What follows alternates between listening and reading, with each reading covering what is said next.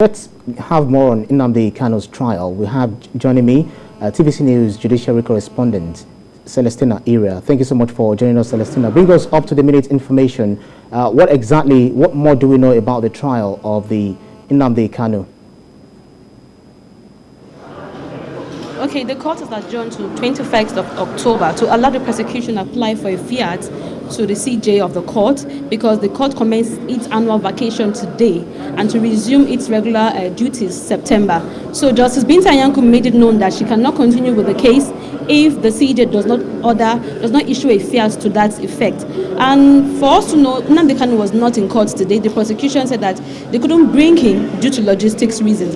And his counsel, Ifeanyi Ejiofor, was trying to move an application for him to be transferred from the DSS custody to Kuje Correctional Center because they are saying that he said rather that his health is deteriorating and he's not being granted access to his client. But the court heard that the order made on his remand at the DSS subsist and also ensure that he's granted access to his lawyer. But that access will be regimented. So counsels were called to the chambers of the presiding judge, Justice Binta Yanku, to outline how and when his lawyer can have access to him.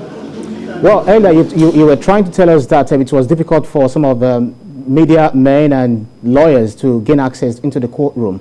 What was the reason? Yes, we got to the court today and we saw that from the Shehu Shagari way it was barricaded by policemen and operatives of the DSS. When we approached them, they brought out the list signed by the chief officer of the Federal High Court. We had selected journalists to attend the proceedings, and also lawyers were also denied access. So when we entered from the main gate, we got into the court premises. We were also checked by security agencies. So we got upstairs where the courtroom is behind me.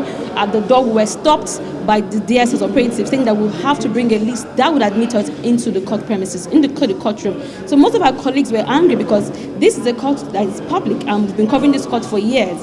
We've covered high-profile cases, case of national importance.